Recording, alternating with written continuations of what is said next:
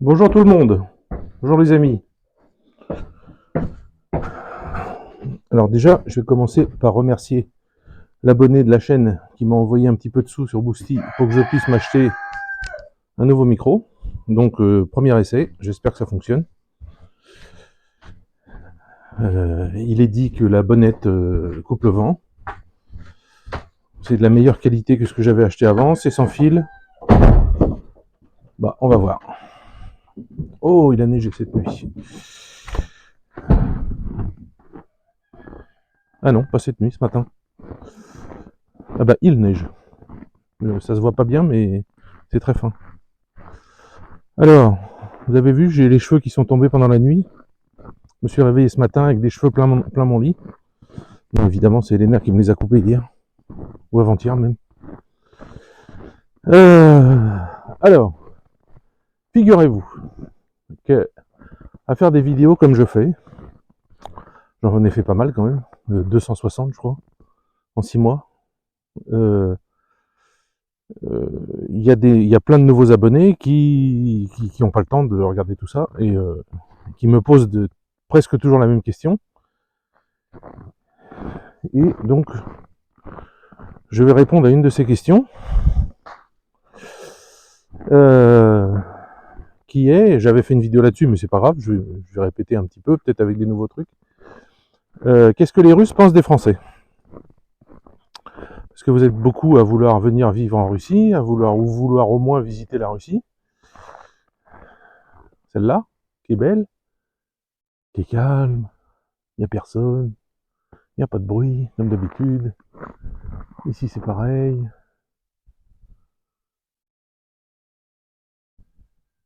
Il n'y a que mon coq qui fout le bordel.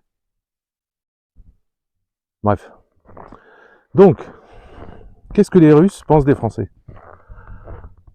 Alors, déjà, comme je l'avais dit dans ma précédente vidéo, bon, je vais pas dire ça à chaque fois, mais bon, vous avez compris. Les Russes pensent que... Alors, pas les Russes, plein de pognon, qui ont voyagé en Europe, qui savent, etc., etc. Non, pas cela. Mais les Russes en général, donc 90% de la population, qui ne voyage pas beaucoup, qui reste dans son village, ou qui reste dans sa petite ville, ou qui a besoin de son argent pour sa maison, et pas pour s'acheter une voiture, et pas pour voyager. Ils pensent qu'en France, c'est le film Amélie Poulain. Ils pensent que les femmes sont toutes belles, qu'elles sont grandes, avec des grandes jambes, qu'elles s'habillent en Chanel, qu'elles ont un sac Louis Vuitton. C'est sérieux ce que je vous dis, hein, c'est pas une caricature bidon, ils pensent ça.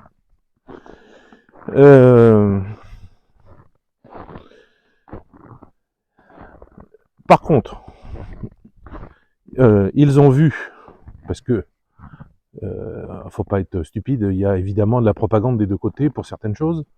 Ils ont vu aux informations le bordel en France, les racailles dans les cités, la police qui peut plus rentrer dans certains endroits, les gens qui sont attaqués dans la rue, les coups de couteau dans la rue, tout ça. Alors ça, ça les horrifie, mais plus que tout. Les hommes me disent, ils n'arrivent pas à comprendre pourquoi, quand, comme je le raconte, une femme se fait violer dans le métro, ça je l'ai vu, ça. Enfin, je suis intervenu comme flic sur cette affaire. Une femme s'est fait violer dans le métro par 10 Arabes. Alors non, bon, je vais pas dire des Arabes, parce que les Arabes, ils sont pas comme ça. Par 10 débiles mentaux, racailles, sous-merde, mal éduqués, et puis bon à rien, et feignants, et parasites de la société. Voilà, plutôt ça. Qu'ils soient arabes, on s'en fout. Donc par ces choses, et qu'il y a 1500 personnes sur le quai et que personne ne fait rien, tout le monde tombe des nues, parce qu'en Russie, c'est impossible. C'est impossible. Même les mecs, s'ils ont des couteaux, même les mecs, tout ça, tous les hommes du quai, jeunes, vieux, tout le monde, iront défendre la fille et sauter sur les 10 mecs. Il y aura des blessés, il y en a un qui va se prendre un coup de couteau, oui, il y aura ça, mais c'est pas grave, ils peuvent pas ne pas faire. Ils peuvent pas rester et faire et regarder dans l'autre sens si le métro il arrive. Non, c'est pas possible. Différence de mentalité. Donc ça les choque quand je leur raconte ça. Parce qu'ils pensent les Français comme Napoléon, quoi, comme des grands guerriers, des grands soldats, des grands tout ça. J'ai dit, ouais, malheureusement, peut-être qu'avant, oui, il y a encore 40 ans, 50 ans, c'était comme ça, mais bon, c'est un peu le système, c'est pas un peu, c'est totalement le système américain, perverti en plus par une classe politique française qui est complètement pourrie. Bon, l'américaine aussi, mais c'est pas la même chose. Bref. Donc, qu'est-ce qu'ils pensent d'autre? Alors, qu'est-ce qu'ils pensent d'autre des Français? Alors déjà, il faut savoir une chose, c'est quand vous êtes en Russie, si vous regardez la télévision, peu importe la chaîne, mais en général, moi, on regarde que deux chaînes, c'est la chaîne Culture, et l'autre, c'est Canal Adine, pour s'il y a les informations, voilà, c'est tout. Le reste, les films, les feuilletons, les trucs débiles, tout ça, ça ne m'intéresse pas. Donc, sur la chaîne Culture, par exemple, si vous écoutez un peu, même si vous parlez pas bien russe, toutes les minutes, 5 minutes, 10 minutes, vous entendez Francia, Paris, Franzouz, vous entendez la France, les Français, Paris, vous entendez ça toutes les 5 minutes. Ça parle de la France tout le temps. Ça dit pas Londres, ça dit pas New York, ça dit pas Rome, si un peu, puisqu'ils aiment bien les Italiens, à cause de Adriano Celentano, qui était un grand... qui a été très très aimé en Russie. Bien que j'ai appris il n'y a pas longtemps que lui aimait pas trop venir ici. Bon. Mais en tout cas, les Russes l'adorent. Toujours. Donc voilà. Les Russes pensent, et moi je le pense aussi, et d'autres Français le pensent aussi, que dans le monde, il y a beaucoup de pays, et sur tous ces pays, il n'y en a que deux qui sont vraiment, sincèrement amis. Je parle des peuples, hein. Je parle pas des politiques, des crétins, de ceux qui sont là, qui ont été élus comme par des gens qui réfléchissent pas, qui voient pas plus loin que le bout de leur nez, pas plus loin que 5 minutes. Voilà. Je parle des peuples. Les Russes aiment énormément les Français, et je sais que les Français aiment énormément les Russes. Ça, je le lis tous les jours sous les vidéos, et je le sais. Ensuite, qu'est-ce que les Russes pensent des Français en plus? Alors, ils sont totalement atterrés par le comportement du politique français, pas du français, hein. Enfin, quoique certains suivent Macron à fond, mais du politique français dans cette histoire en Ukraine. Ils ne comprennent pas. Ils comprennent pas à double sens. Ils comprennent pas pourquoi la France aide l'Ukraine. La France n'est pas dans l'OTAN. L'Ukraine n'a pas d'accord militaire avec la France, etc. etc. Donc on pourrait dire même pourquoi l'OTAN aide l'Ukraine. Mais bon, ça c'est autre chose. Ensuite, le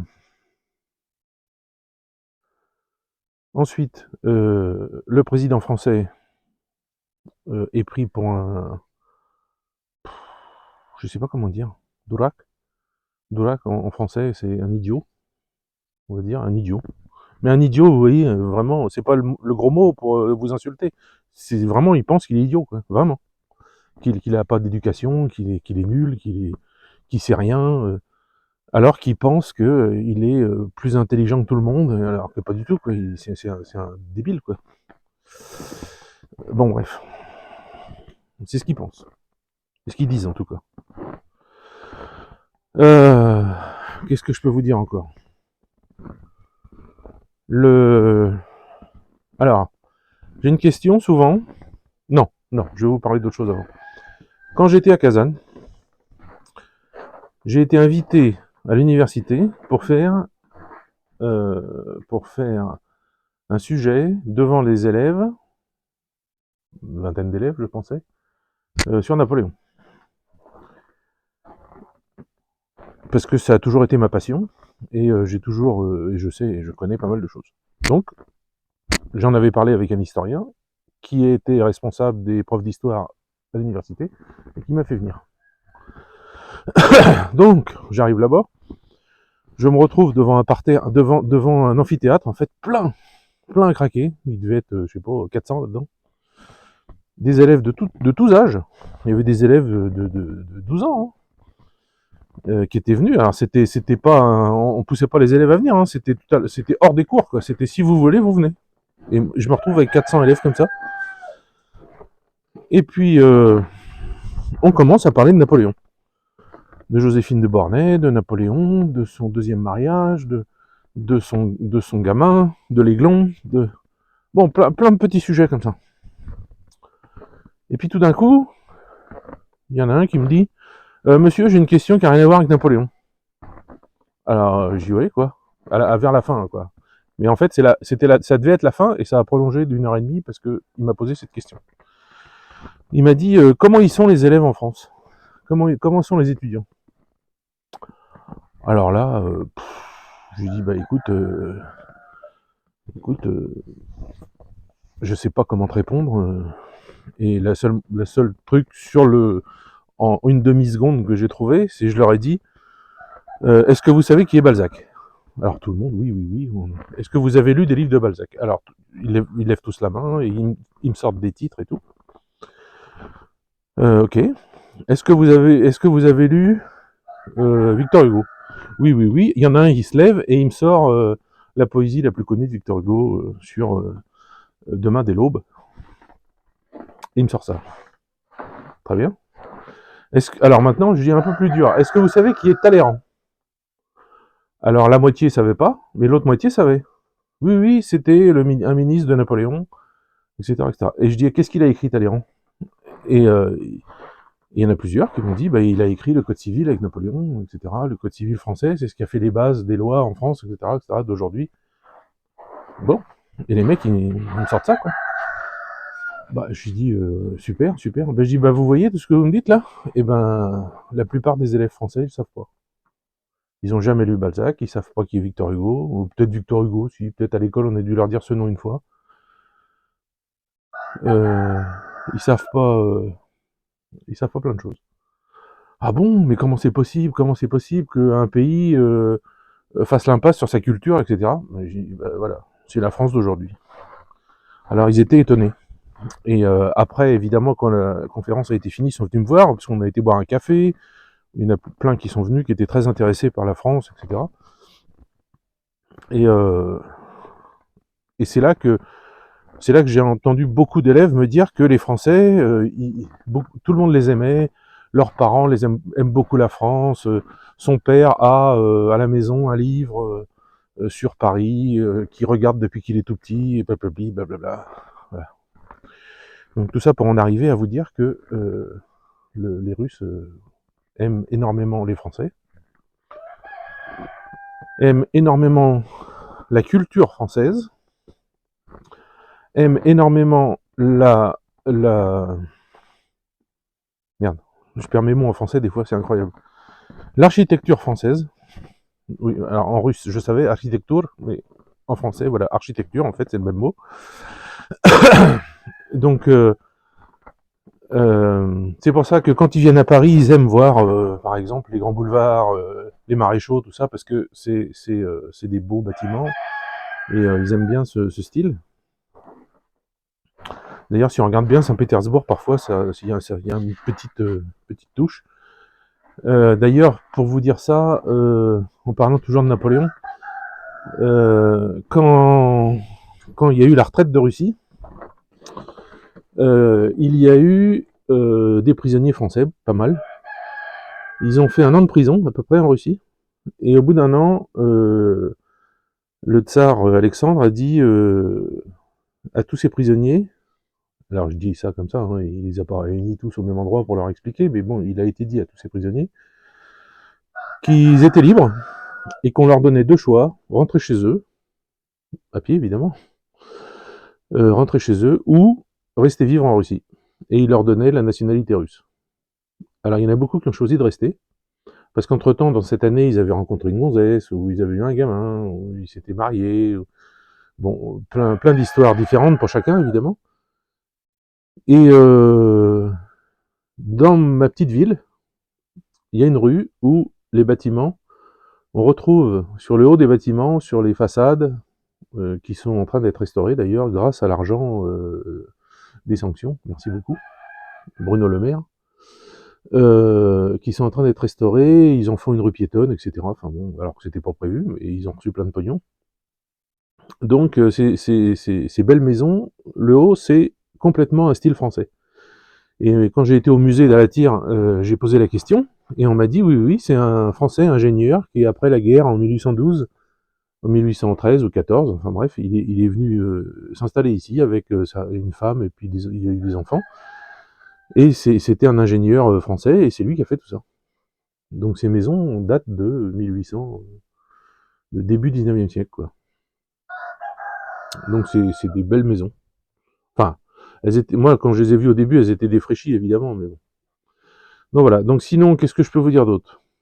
Les Russes, donc ils sont assez surpris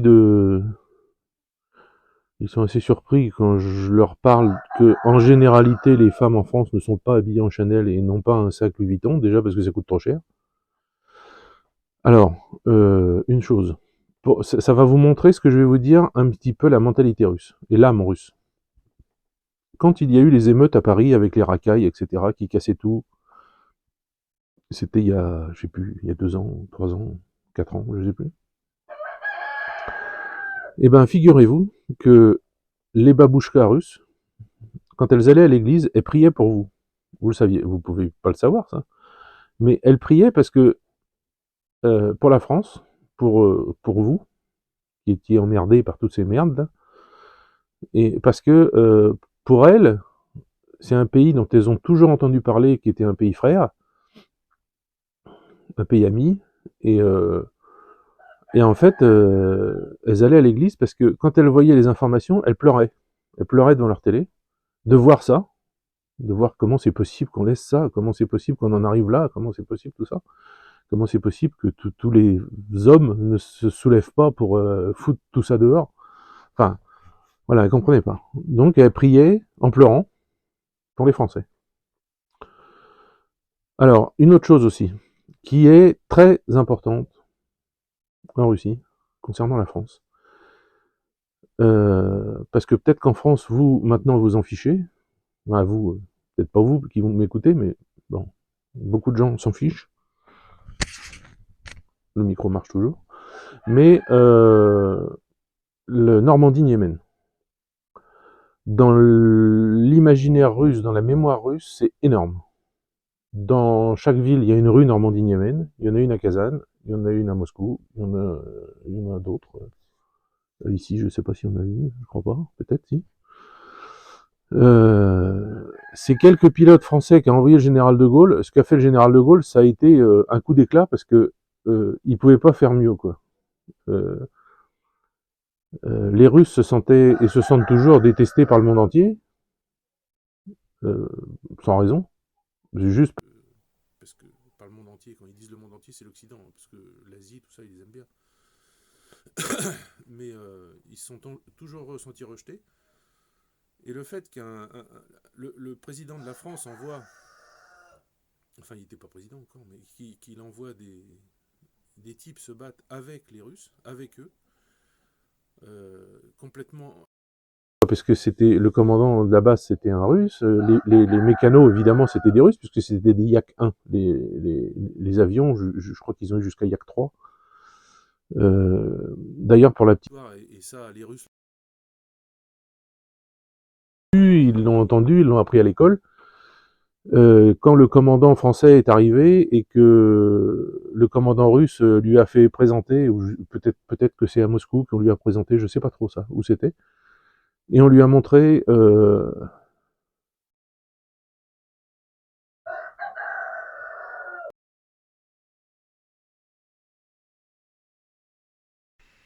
Bon, ben la batterie s'est déchargée, vous avez compris.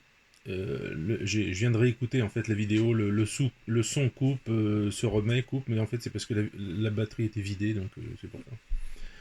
Donc je vous parlais du Normandie-Niemen, et je disais que le commandant du Normandie-Niemen, on lui avait présenté plusieurs sortes d'avions pour qu'il décide quels avions ses pilotes allaient piloter. Il y avait des avions français, euh, je crois que c'est des DeWattin D520, comment il les a eus, je ne sais pas. Il y avait des avions anglais, il y avait des avions américains, des P-37 je crois, il y avait des avions russes. Et le commandant, il n'a pas été plus loin que l'avion russe, il a dit on se bat avec les Russes, on pilotera les avions russes. Bon, donc ça, tous les Russes le savent qu'il a dit ça. C'était une fierté pour eux. À savoir que le Yak 1 c'était un avion en bois et en toile avec, je vais peut-être exagérer, mais je sais même pas si j'exagère, avec un compteur tout seul qui disait la vitesse, un autre qui disait peut-être je sais pas comment on dit, si l'avion était droit ou pas, et c'est tout. Peut-être un niveau d'essence, mais rien quoi. C'était vraiment un truc de base. Et ces types ont réussi à faire des choses avec ces avions, puisqu'ils ont eu pas mal de victoires quand même. Donc il y a une chose qui a fait fonctionner le mental russe, c'est le jour où un pilote français, changeant de base, puisque le front avançait, donc ils ont changé de base pour s'avancer vers le front, et pour pas... il a emmené avec lui son mécanicien russe. Et pour l'emmener, il l'a mis dans le fuselage. Il a ouvert le côté de l'avion, il l'a mis dans le fuselage et il l'a emmené avec lui. Manque de bol, il s'est passé quelque chose, un incident, je sais pas quoi. L'avion est tombé, s'est craché, ils sont morts tous les deux. Et ben les Russes les ont enterrés ensemble. Et là où ils sont enterrés, c'est fleuri tout le temps. Enfin, pas l'hiver. Enfin, c'est ici, c'est style russe, c'est-à-dire qu'il y a des fleurs plastiques. Puisqu'en Russie, c'est beaucoup des fleurs plastiques, à cause de l'hiver, à cause de tout ça. Euh, beaucoup, beaucoup de Russes le savent. Moi, j'en entends parler, quand on me parle du Normandie-Yémen, on me parle de ça. Donc voilà, c'était pour vous dire un petit peu ce que les Russes pensaient des Français. Surtout, et on me le dit à chaque fois, mais vous me le dites aussi dans l'autre sens, hein, donc c'est dans les deux sens. Dis bien aux Français que le problème c'est leur gouvernement et c'est pas le peuple français. Le peuple français c'est toujours le même. C'est des gens qu'on aime bien, on aime bien leur culture, on aime bien leur cuisine, leur littérature. Parce il faut comprendre ça, c'est que les Russes, même les jeunes aujourd'hui, ils sont très cultivés. À l'école, ils apprennent la littérature, ils apprennent plein de choses. C'est pas l'école française, quoi. On vous apprend rien, quoi. Où c'est 40 minutes de discipline sur 60 minutes de cours. En Russie, c'est 60 minutes de cours. Là. Il y a peut-être 4 secondes de discipline dès le début. J'en sais rien. S'il y a besoin, peut-être un truc, parce que deux parlent, et ça s'arrête là. Bon. Donc, comme c'est des gens très cultivés, ils aiment ce pays cultivé qu'est la France. Ils aiment... alors, vous allez me dire, ce pays qu'était la France, comme pays cultivé, parce qu'aujourd'hui, à part... qu'est-ce que j'ai vu il y a quelques jours? J'ai vu qu'il y avait eu un spectacle avec où les acteurs étaient à poil et se foutaient un doigt dans le cul, ou je sais pas quoi, mais c'est ignoble. J'en parle même pas aux Russes, j'ai honte. Enfin, je vais pas en parler avec des Russes et leur dire tiens, il y a eu ça en France, même si j'en ai honte, même si je trouve ça dégueulasse. J'ai honte de leur dire ça, de leur dire que dans mon pays, il y a ce genre de truc, quoi. Enfin, vraiment. Donc vous comprenez que il y a des choses qui font que... Non, c'est pas qu'il y a des choses. Tout est fait par les Occidentaux, l'État français évidemment, pour qu'on n'aime pas les Russes, pour qu'on déteste les Russes. Mais, dans notre ADN, dans leur ADN, dans notre connaissance de l'un de l'autre, etc., de différentes choses, même s'ils pensent que nos femmes sont toutes en Chanel avec un sac Louis Vuitton, on s'en fout, hein,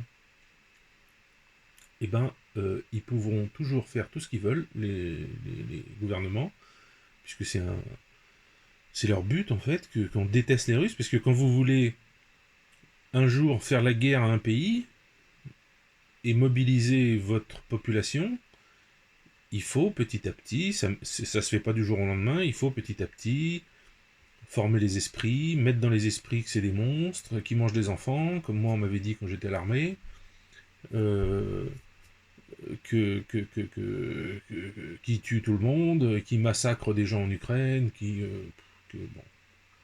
honnêtement, moi j'ai 2 neveux qui sont en Ukraine, je les connais très bien, ils seraient incapables de tuer un chat ou un lapin, donc c'est pas pour aller tuer un mec comme ça, gratos, massacrer des gens, non. Il faut savoir une chose aussi, c'est que l'orthodoxie, et beaucoup des jeunes soldats russes sont orthodoxes, enfin presque tous, enfin si, il y a des musulmans aussi, mais l'orthodoxie ne permet pas qu'on tue des gens comme ça gratuitement. Le nazisme, oui. Le nazisme ukrainien, oui. Lui, moi j'en suis persuadé, je suis sûr de ça, qu'ils ont massacré des gens quelque part, qu'ils ont été les mettre à Boutcha au début de la guerre pour dire que les Russes avaient massacré tout le monde. Mais c'est eux qui ont fait ça. Les Russes sont pas capables de faire ça. Les Russes sont capables de raser une armée, de tuer tous les soldats, mais d'aller dans des endroits tuer des civils, ça n'existe pas. C'est impossible. Moi, alors je vous parle des gens que je connais. Alors peut-être qu'il y a, je sais pas moi, une tribu au milieu de la Russie inconnue, où si vous les mettez sur le front, ils tuent tout le monde, ils mangent les gens. Peut-être, j'en sais rien. Au milieu de la Sibérie, perdu, au milieu de la forêt. Mais non, franchement, j'y crois pas. Donc voilà. Donc j'ai essayé de vous résumer un petit peu. Alors si vous recherchez dans les vidéos, vous pourrez peut-être retrouver celle que j'avais faite où il y a peut-être un peu plus de choses de dites, j'en sais rien. Je vais finir en vous disant de penser aux femmes et aux mères des soldats, parce que fin février, il faut que j'aille donner des trucs, donner des sous. Alors, je dis ça comme ça, c'est pas une obligation, c'est pas, on me pousse pas à le faire, non. Alors, un truc, je vais essayer de changer de groupe, plus le même groupe de femmes qui ont déjà eu de l'argent 2 fois, ou 3 fois, mais un autre, où là c'est directement pour les soldats. Alors c'est de la bouffe, des conserves, des machins pour améliorer leur ordinaire, c'est des achats de petits trucs pour que les gens fabriquent des bougies de tranchée, les enfants par exemple. Je sais que la dernière fois, le camion, c'est un camion qui part en fait donné directement aux soldats. Le camion était parti avec, quelqu'un avait acheté 3 jumelles de vision nocturne. Alors, l'armée russe donne des jumelles de vision nocturne, parce que j'attends, comme toujours, il y a toujours des petits malins qui disent « Oui, mais l'armée russe n'est pas capable de leur donner ça. » Si, l'armée russe est capable de leur donner ça, mais pour une section, il y a 3 jumelles de vision nocturne, admettons, et ben maintenant ils vont en avoir 4. Il y a 3 sections qui en auront, au lieu d'en avoir 3, ils en auront 4. Et voilà. Et quoi Donc voilà, donc pensez à ça, pensez à eux. Je mets le lien de Boosty sous le truc. Et je vous l'ai déjà dit, mais le petit Artium, tout est ok, tout va bien. Il reviendra dans une grosse semaine, je crois, dans 10 jours. Ou même pas, je crois, même pas, dans une semaine. Alors j'ai fait un appel aux dons pour autre chose. C'est pour acheter des lunettes à la petite qui a un caractère de cochon, donc je vous l'ai déjà dit, qui est aveugle, qui a 1 et 1,5 aux yeux, ou 1 et 2, je sais plus, enfin qui voit presque rien. Et le médecin, l'ophtalmologue russe a fait une commande de lunettes qui vont améliorer d'1 à 2 dixièmes sa vue. Alors j'y connais rien, je sais pas ce que c'est comme lunettes, je sais pas quel système, j'en sais rien du tout. C'est commandé en Allemagne, ça coûte 800 €, plus la personne qui va les ramener, parce que ça va pas arriver par la poste. C'est une personne qui est russe, qui est en Allemagne, et qui va ramener les lunettes. Alors, elle le fait pas spécialement, c'est une personne qui est là-bas et qui doit revenir en Russie, donc elle ramènera les lunettes. Mais on la paye un petit peu, quoi. Je crois une centaine d'euros, je crois. Donc voilà, donc pour l'instant, voilà. J'ai quelqu'un qui va m'envoyer, si j'ai bien compris, j'espère, j'ai bien compris, qui va m'envoyer de la laine et des aiguilles et tout ça pour les... Alors ça c'est pour l'autre, le groupe où j'avais donné des sous avant, ça je leur donnerai directement. Et pour le nouveau groupe, même chose, donc les liens vont être sous la vidéo. Je sais, alors inutile de me dire en ce moment en France c'est dur et tout ça, je le sais, je m'adresse aux gens qui peuvent le faire et pas à ceux qui ne peuvent pas, vous comprendrez bien ça. Vous comprendrez bien ça. Voilà. Donc je vous souhaite une bonne journée. Et si vous avez des questions, eh ben c'est sous la vidéo. Comme d'habitude, je lis tout. J'essaye de tout lire. Là j'ai rattrapé mon retard un peu. J'essaye de tout lire. Sous la vidéo, je vous mettrai les liens aussi pour... Vous avez la possibilité, pour m'aider moi, c'est ce qui m'a permis aussi de mettre au bout pour acheter ce micro là, de soutenir la chaîne avec un petit abonnement. Voilà. Donc regardez ça sous la vidéo, le lien est sous la vidéo. Allez, bye!